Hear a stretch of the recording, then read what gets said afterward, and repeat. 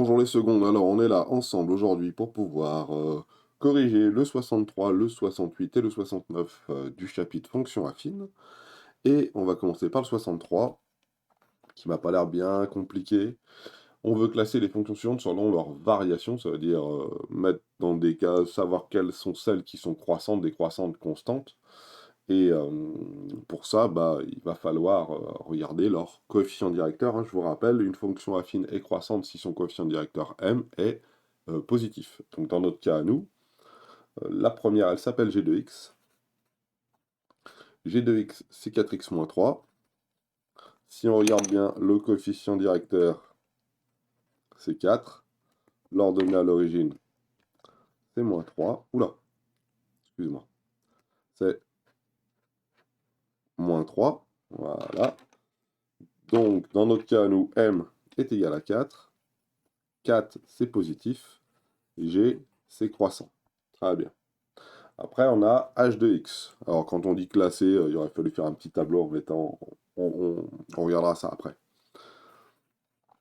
H de x, qu'est-ce que c'est? C'est moins 6x plus 1, moins 2, facteur de 4x moins 3. Bon, là, bien sûr, ça ne ressemble pas à une fonction affine. Mais si on la développe un petit peu, donc devant la première parenthèse, il n'y a rien, il y a un plus. Donc ça fait 6x plus 1. Là, il faut faire moins 2 fois 4x, ça fait moins 8x, moins 2 fois moins 3, ça fait plus 6. Et tout ça, ça fait moins 6x moins 8x, qui fait moins 14x. Et 6 plus 1, ça fait 7. Et puis voilà. Et dans notre cas à nous, on a un m qui vaut donc moins 14. H est plutôt décroissant. On va bien vérifier qu'on ne s'est pas trompé. Déjà dans la recopie, c'est bon. Moins 6x, moins 2 fois 4, ça fait bien moins 8. Donc on a bien moins 14 en coefficient directeur et en ordonnée à l'origine, plus 7. Voilà. Donc cette fonction-là, elle est décroissante. Et on va faire ça avec toutes les fonctions. I de x par exemple. Oula, I de x. I de x, voilà comment elle s'écrit. I de x égale.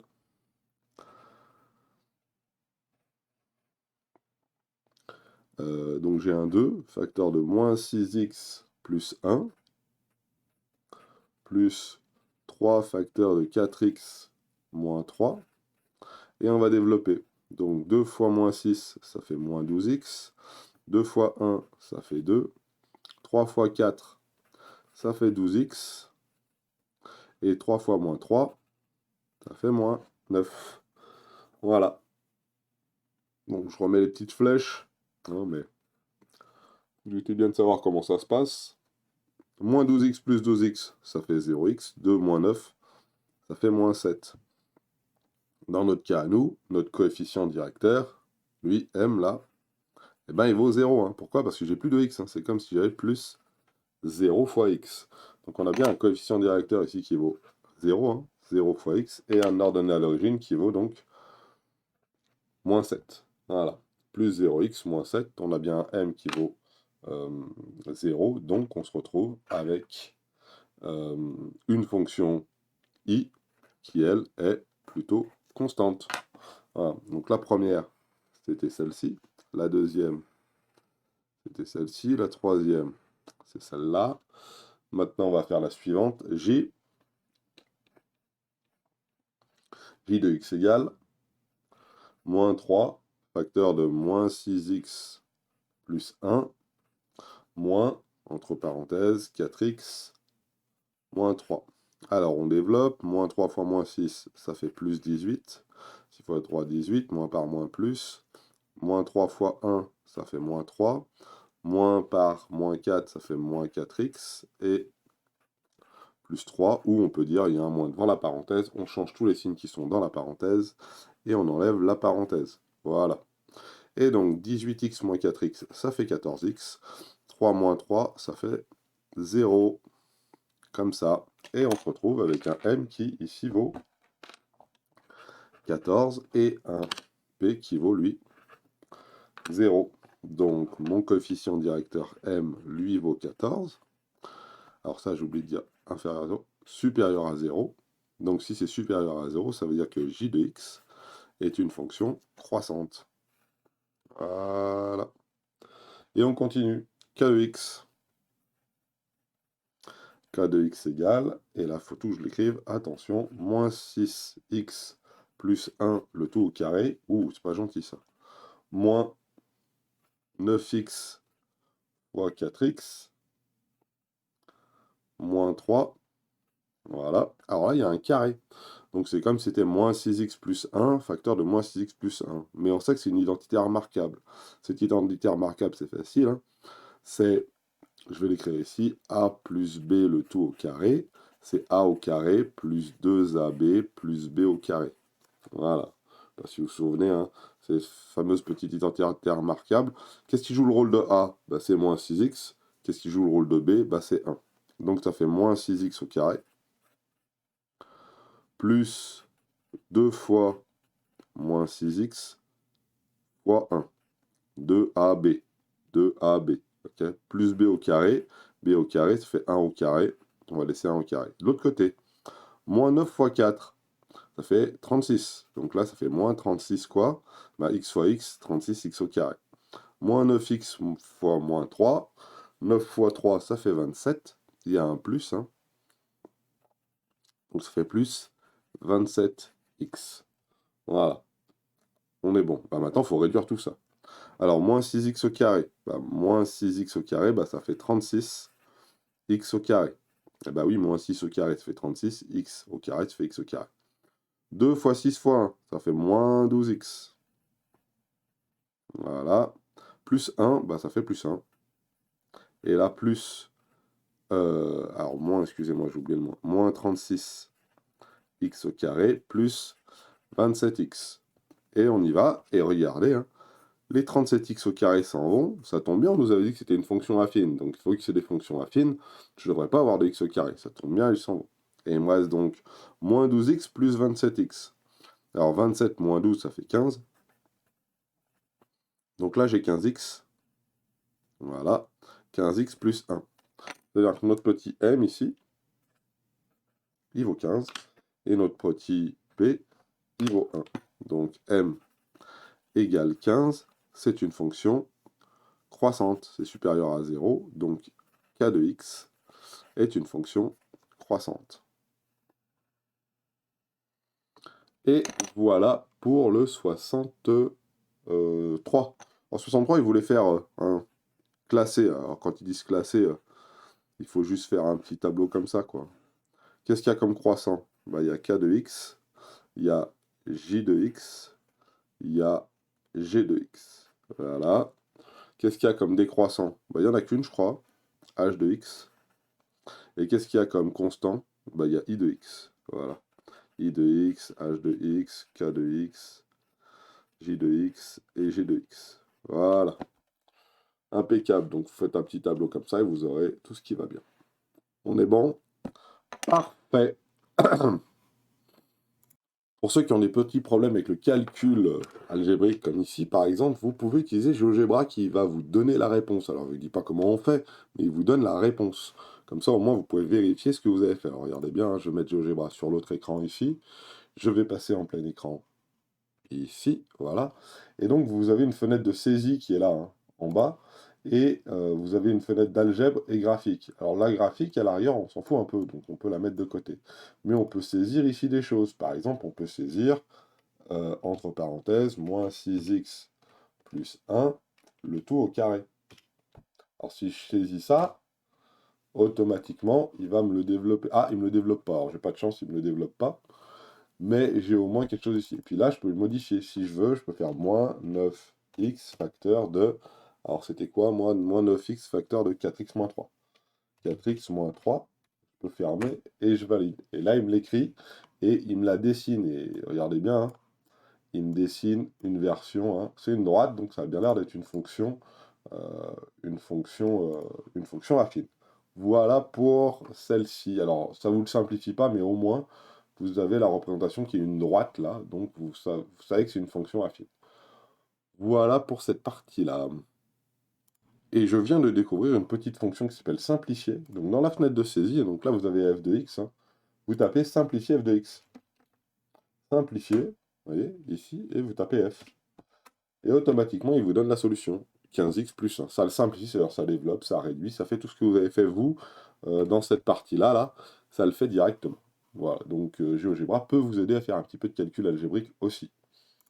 Tac, et voilà, ne pas sauvegarder, et on est bon. Alors le 63 c'est fait, et maintenant on va regarder celui-ci. R et S sont deux fonctions affines définies sur R. Il y en a une qui est 4 moins 3 septièmes de x, et S qui est x moins 1 demi. Et on veut dresser le tableau de variation de R sur chacune de ces fonctions. Quand on dit sur R, ça veut dire pour toutes les valeurs de x possibles, hein. Ça veut dire pour toutes les valeurs de x que vous connaissez, de moins l'infini à plus l'infini. Donc la première, elle s'appelle R de x. Et elle s'écrit 4 moins 3 septièmes de x. Et donc notre coefficient directeur, c'est moins 3 septièmes. Et notre ordonnée à l'origine, c'est 4. Donc si je veux tracer la variation de cette fonction, bah, c'est facile, hein.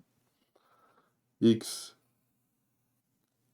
moins l'infini plus l'infini. Maintenant, on sait tracer les variations de ces fonctions. Du moins, tracer un tableau de variation de ces fonctions, c'est bien. Une fonction qui est oh là là, une fonction qui est donc décroissante. Ouh là là la boulette.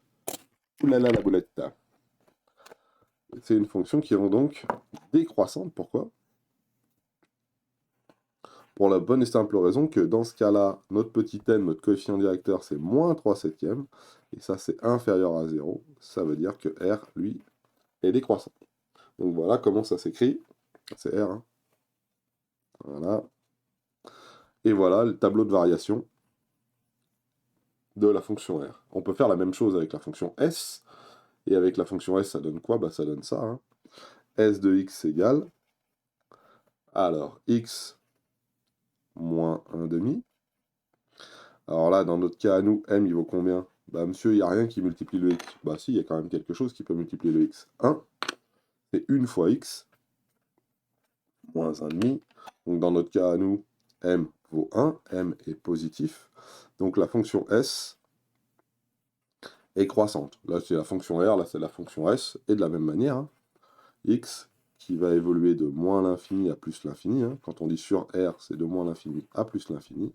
Ça, c'est la fonction S, et la fonction S va être croissante. Très bien.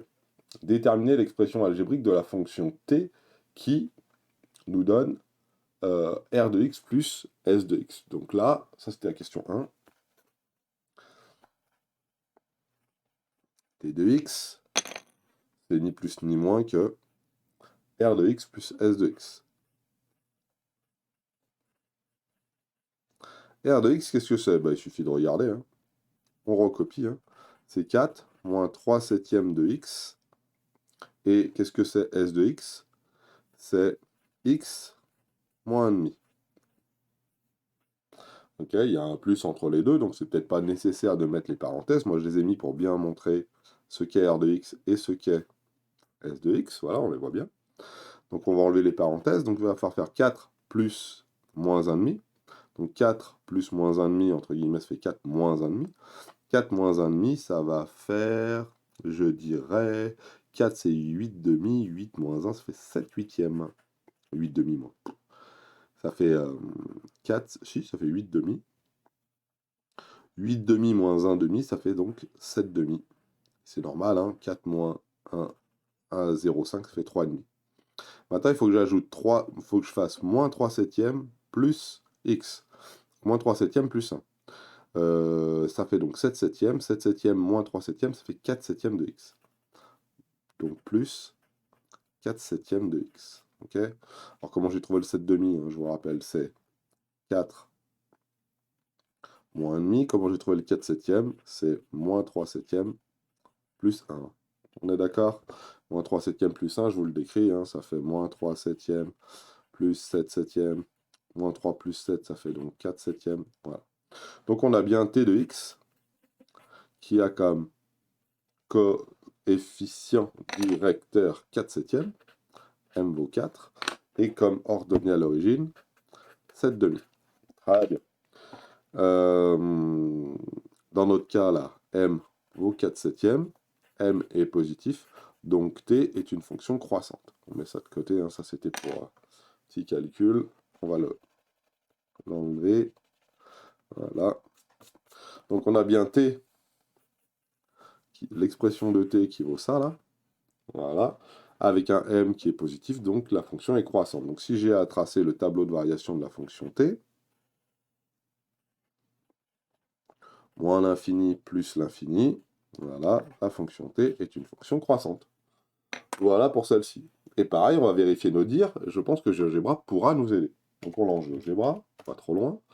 Et on rentre nos deux fonctions R et S. Alors ce qu'il y a d'intéressant, c'est qu'on peut directement rentrer R et S à l'intérieur de GeoGebra, ici, dans la fenêtre de saisie en bas, en tapant directement R de X égale. Alors c'est 4 moins, alors qu'est-ce que je dis, moins 3 septièmes de X. 4 moins 3 septièmes de X. Alors je vais mettre, comment je vais mettre? Est-ce que comme ça marche? Ça a l'air de marcher. R de X est égal à 4 moins 3 septièmes de X. Si je prends S de X, c'est X plus X moins 1,5.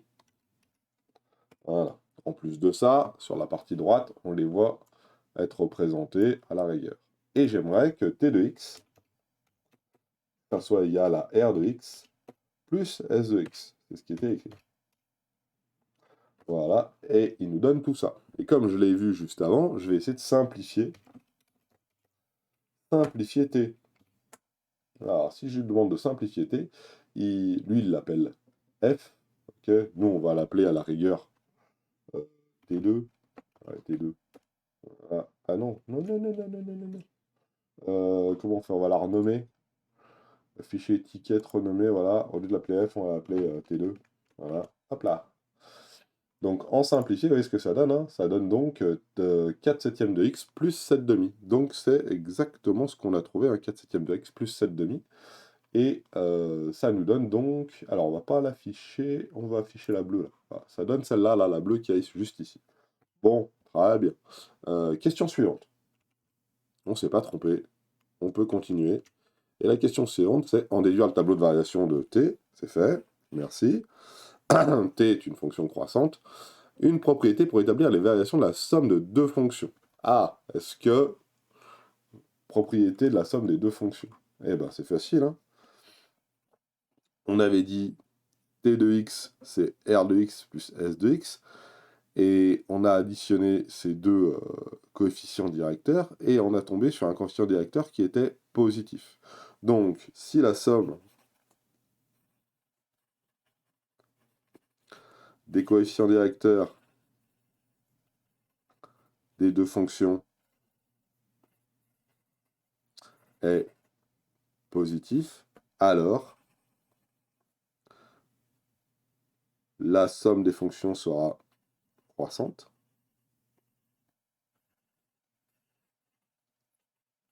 Sinon, décroissante. Voilà. Donc c'est bien la somme, hein. 4 septièmes, c'était bien la somme des deux coefficients directeurs. Si la somme des deux coefficients directeurs est positive, donc la fonction est croissante, la somme des fonctions est croissante. Sinon, bah, c'est décroissant. Alors bien sûr, si la somme des coefficients directeurs est nulle, donc dans ces cas-là, la fonction elle est constante. Mais nous, on va se laisser ce côté constante de côté pour l'instant. On va juste dire ça. Voilà. Conjecturer une propriété pour établir les variations de la somme de deux fonctions. Donc la somme de deux fonctions, la variation de la somme de deux fonctions est croissante si la somme des quotients directeurs est positive. C'est tout. Voilà, c'est tout simple. Le 69 maintenant pour finir, on a deux fonctions pareilles P et Q qui sont définies par 10 moins 6x et moins 8x plus 2. Alors regardons ce que ça donne. Voilà, donner le tableau de signes de ces fonctions. Alors attention, c'est pas la même là. Le tableau de signes, on veut là. Alors, P de x,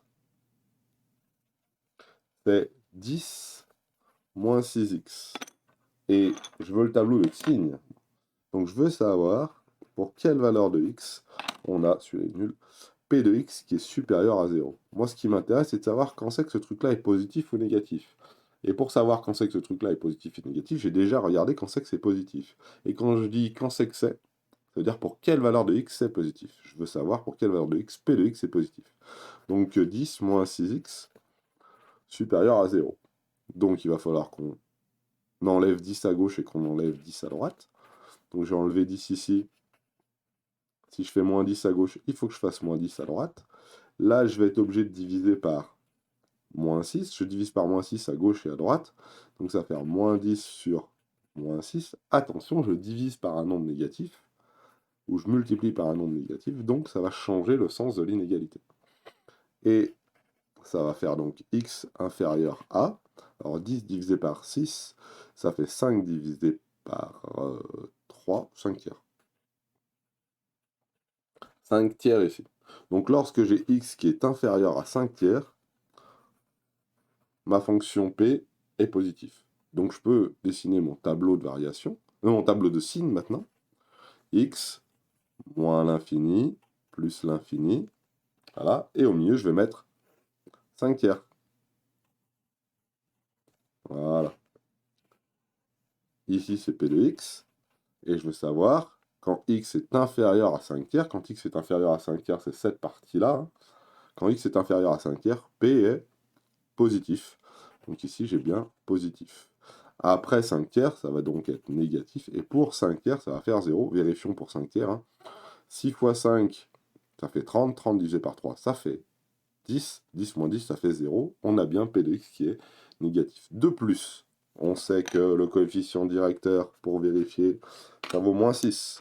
Si ça vaut moins 6, ça veut dire que ma fonction, elle va plutôt être ma droite. Sa représentation, ça va être une droite qui est plutôt être décroissante comme ça. Donc d'abord positif, après négatif, ça tombe bien. C'est ce qu'on a vu ici. Ok? Impeccable. Pour finir, et pour fignoler le tout, on va pouvoir mettre en bleu l'ordonnée à l'origine qui est 10 ici, et passer à la suite qui était la fonction q de x. Alors la fonction q de x, c'est moins 8x plus 2. Alors on fait exactement la même chose.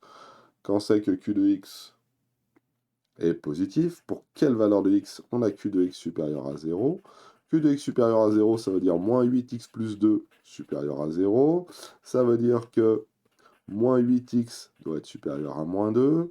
Ça veut dire que x doit être moins 2 sur moins 8. Attention, je divise par un nombre négatif, donc ça change le sens de l'inégalité. Voilà. Et ça veut dire que x est inférieur à 1 quart. Donc x inférieur à 1 quart, q de x positif. Et on fait le petit tableau. Donc je fais mon petit x ici, je mets mon moins à l'infini, mon plus l'infini, et ici je mets 1 quart. Et là je mets q de x. Alors pour 1 quart, ça fait 0. Lorsque x est inférieur à 1 quart, x inférieur à 1 quart, x inférieur à 1 quart, c'est ici. Je le répète 3 fois, mais x inférieur à 1 quart, c'est ici. Et lorsque x est inférieur à 1 quart, qu'est-ce que j'ai? J'ai q de x qui est positif. Donc ici, paf, c'est positif. Et ici, paf, c'est négatif. Petite vérification, le coefficient directeur, c'est moins 8x. Moins 8, excusez-moi, moins 8. L'ordonnée à l'origine, c'est plus 2. Ça veut tout simplement dire que ma fonction est une fonction décroissante comme celle-ci. Donc d'abord, elle sera positive, après, elle sera négative. Ça tombe bien, c'est ce qu'on a écrit ici. La vérification va bien, impeccable pour la question 1. Question 2. Déterminer l'expression de d de x qui est la différence de p de x moins q de x. Alors on y va. À d de x, c'est les grands classiques comment s'appelle, de STMG, où on va faire recette moins coût. Okay, on va soustraire deux fonctions l'une avec l'autre. Comme quand vous faites ça m'a rapporté tant, mais ça m'a coûté tant, hein, vous faites une soustraction. Là, on le fera de la même manière, mais x, ce sera le nombre de produits vendus, ou le nombre de produits achetés, je sais pas quoi. Enfin bon, ça sera des soustractions de deux fonctions. Donc p de x, on va la réécrire proprement. 10 moins 6x, moins q de x, moins 8x, plus 2. Très bien. Voilà. Donc hein, notre p de x, il est là. Notre q de x, il est ici. Voilà. Et maintenant, il faut enlever les parenthèses. Donc là, devant la parenthèse, j'ai un plus. Donc il n'y a rien qui se passe. On enlève les parenthèses, on ne change pas les signes. Par contre, ici, devant la parenthèse, j'ai un moins. Donc j'enlève tous les signes. Je change tous les signes qui sont dans la parenthèse.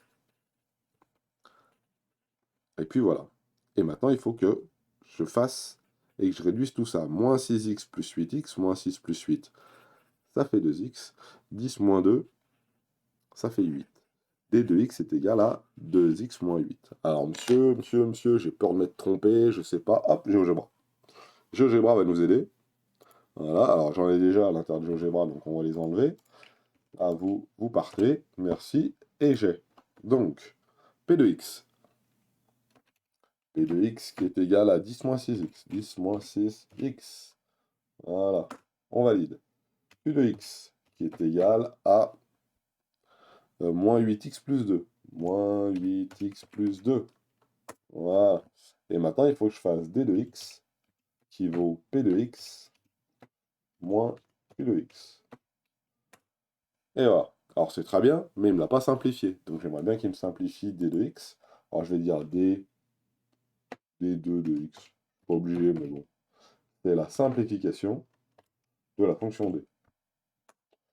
Et regardez bien, ça nous donne bien 2x plus 8. Et c'est bien... Oh, 2x plus 8. Ah oui, plus 8. Exact. J'ai bien fait de regarder, hein, parce que j'ai fait une belle erreur ici. C'est pas... Hein, 10 moins 2, ça fait pas moins 8. Hein. 10 moins 2, ça fait donc plus 8. Hein. Et puis voilà. On est bon, petite erreur de signe du matin. Ça arrive. C'est pas bien grave. On est bon. La suite maintenant. Question 3 de ce dernier exercice qui est ici. En déduire le tableau de signe 2D. Ah, le tableau de signe 2D, c'est facile. Hein. Il suffit de le faire comme on a l'habitude de faire. D de x supérieur à 0, ça veut dire 2x plus 8. 2x plus 8 supérieur à 0. Et 2x plus 8 supérieur à 0, qu'est-ce que ça veut dire? Ça veut dire 2x supérieur à moins 8. On enlève 8 à gauche et à droite. Et ça veut dire x supérieur à moins 4. Je divise par 2 à gauche et à droite. Attention, je divise par 2. Mais 2 est positif. Donc si je divise par un nombre positif, ça ne change pas le sens de l'inégalité. Donc si ça ne change pas le sens de l'inégalité, ça nous donne x supérieur à moins 4. On est bon. Et si je tape mon tableau de variation, regardez bien. Voilà. Pas tableau de variation, tableau de signe. Là, c'est d de x. Je ne sais pas pourquoi je l'ai fait aussi grand. Ici, j'ai moins 4. Ici, j'ai moins l'infini. Ici, j'ai plus l'infini. Ici, j'ai 0. Et si x est supérieur à moins 4, x supérieur à moins 4, c'est là. X supérieur à moins 4, d de x est positif. Donc positif, c'est ici. Et ici, j'ai négatif. Vérifions. En ce qui concerne notre petit d de x, son coefficient directeur, c'est 2x. C'est 2. J'en veux hein, pour écrire ça. Son coefficient directeur, c'est 2. Son ordonnée d'origine, c'est 8. Si son coefficient directeur, c'est 2, ça veut dire que c'est une fonction qui est croissante. Donc elle va plutôt être comme ça. D'abord, ça va être négatif. Après, ça va être positif. Négatif, positif. On ne s'est pas trompé. Voilà. Et on a cette chose-là. Très bien. Que peut-on en déduire des positions relatives des courbes P et Q? Alors, regardez bien. On va faire un petit dessin derrière.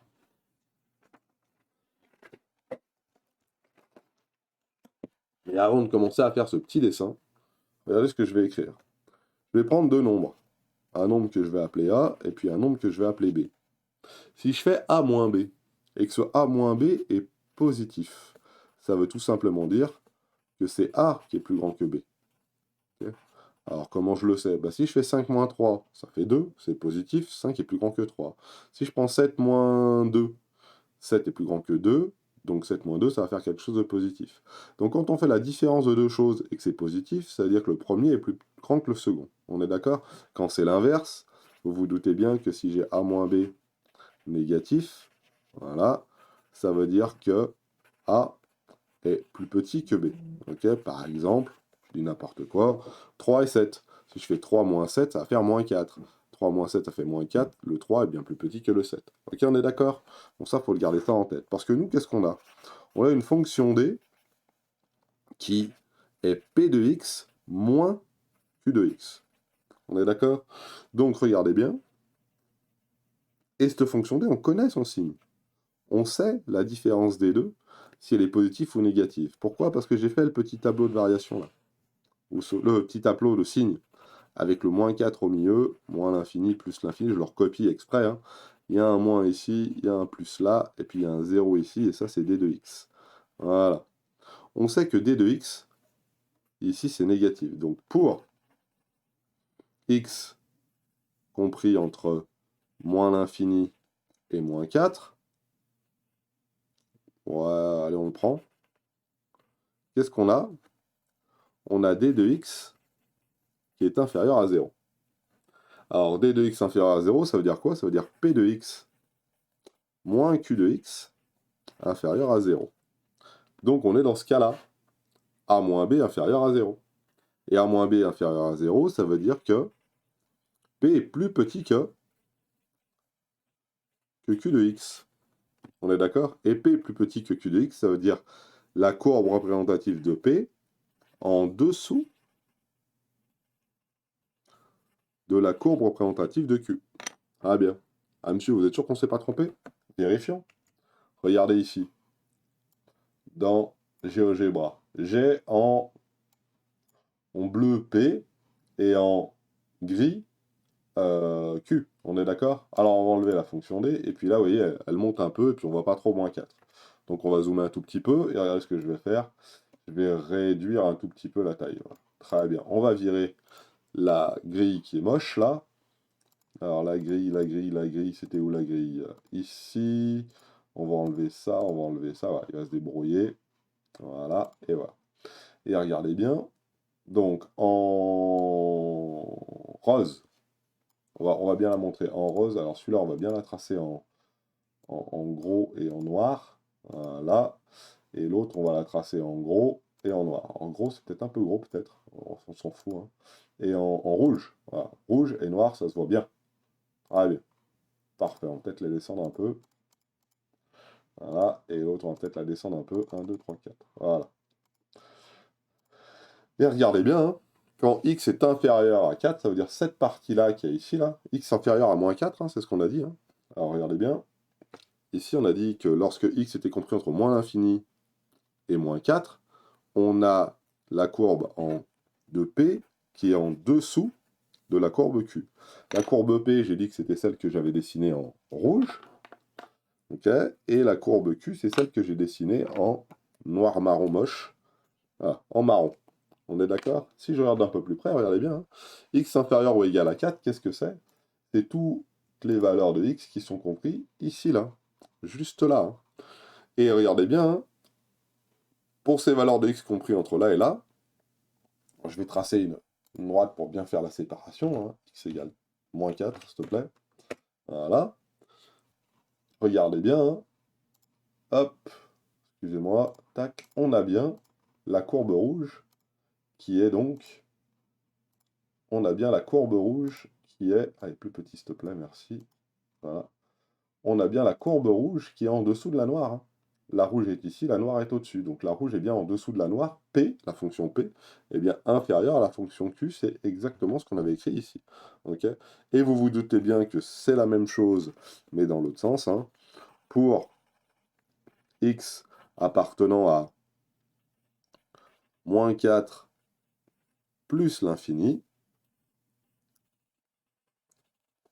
à ce moment-là, on a d de x qui est supérieur à 0. Donc ça veut dire que p de x moins q de x est supérieur à 0. Ça veut dire que celui-ci est plus grand que celui-là, hein. Ça veut dire que p de x est au-dessus de q de x. Et ça veut tout simplement dire que la courbe représentative de p, la droite, est au-dessus. Qu'est-ce que j'ai dit? Ouais, est au-dessus. C'est p en dessous de 1, au-dessus là